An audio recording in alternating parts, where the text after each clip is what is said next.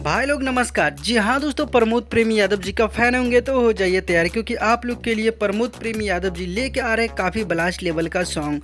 तो गैस आज की वीडियो में बात करेंगे प्रमोद प्रेमी यादव जी के आने वाले अपकमिंग सॉन्ग के बारे में। तो गैस वीडियो को लास्ट तक देखिएगा, उससे पहले वीडियो को एक लाइक और चैनल को सब्सक्राइब करके बेल आइकन प्रेस कर देंगे। तो जी हाँ दोस्तों, आज की वीडियो में बात करें सुपरस्टार प्रमोद का एक काफ़ी ब्लास्ट लेवल का गाना आ रहा है, जिस गाने का नाम है जार के रजाई। जी हाँ दोस्तों, ये टाइटल काफ़ी वायरल चल रहा है।